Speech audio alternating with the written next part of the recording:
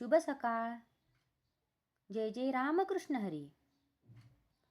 ब्रह्मांड नायक चॅनलमध्ये सर्वांचं मनापासून स्वागत आहे.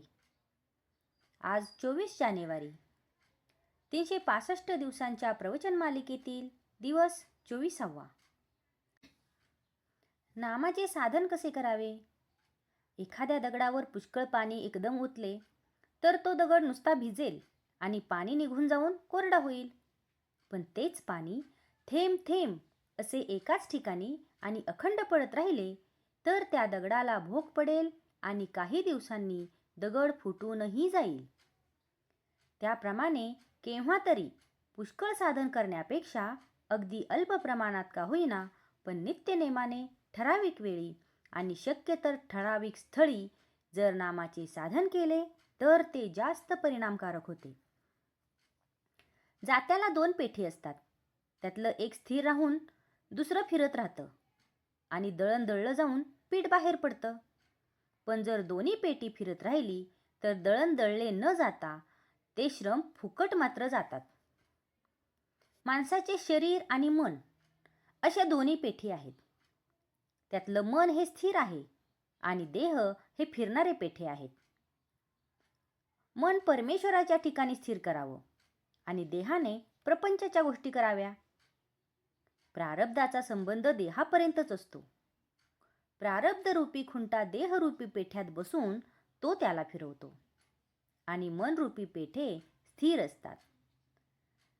देह प्रारब्धावर सोडावा आणि मन हे भगवंताच्या स्मरणामध्ये स्थिर ठेवावं.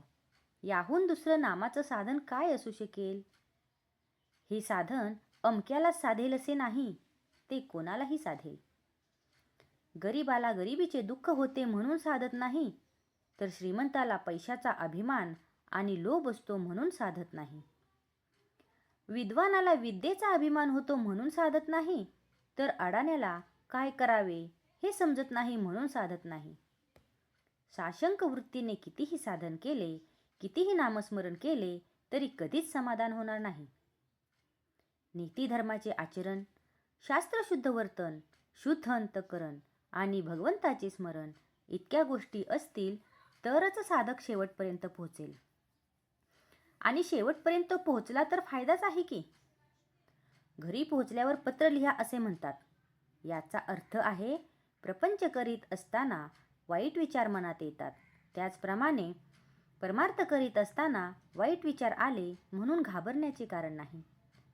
ज्यावेळी वाईट विचार मनात येतील त्यावेळी भगवंताचे नाम घेतले तर त्या विचारांची मजल पुढे जाणार नाही.